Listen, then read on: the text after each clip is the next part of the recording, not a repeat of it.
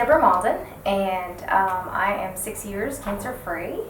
I was diagnosed in May 1st of 2009. I actually had get a mammogram on my list of things to do for about 2 years.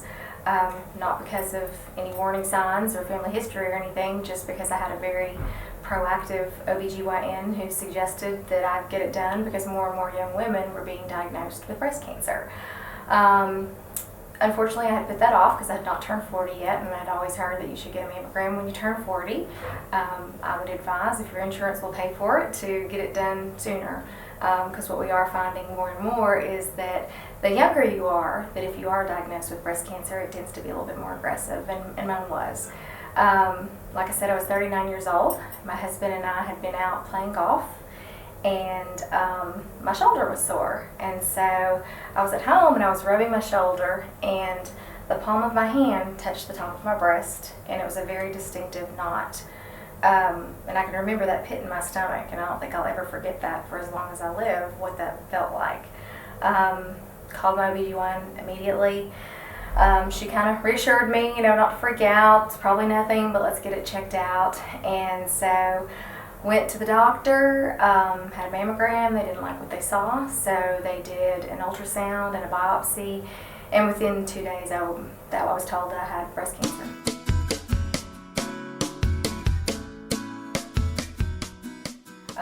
I'd say the thing that I took the most away from my breast cancer journey was perspective. I used to be one of those very OCD, sweat the small stuff, worry about life's littlest things kind of person, and I think cancer kind of made me slow down and stop and just figure out what was really important.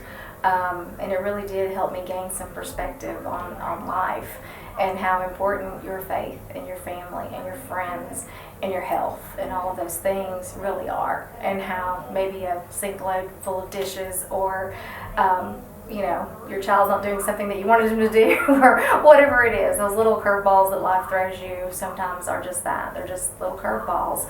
So I'd say that's the biggest thing that I gained, was a deeper faith in God, perspective on what was really important, and probably a deeper appreciation and respect for my parents.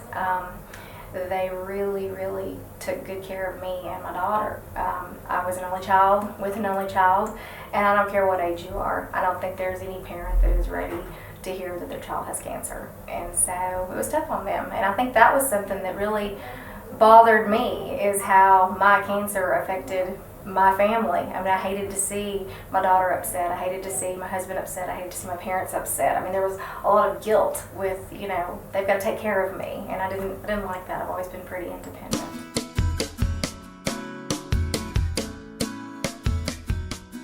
I've kind of made it my mission to get involved with groups, with organizations, with events that raise money for funds, and continue to bring awareness to early detection, and also to just throw myself out there and tell my story and let other people know that survivorship is possible. Because I know there were times throughout my treatment where I didn't know if I was going to live or die. I really didn't. So when I would meet someone who was 5 years out or 10 years out or 20 years clear, cancer-free, it gave me hope. And so that's what I want to do. I want to give other people that are out there that are newly diagnosed or that are in the middle of their journey some kind of hope. Because, like I said, with my diagnosis, I didn't think there was any hope. And I guess I'm living proof that there is.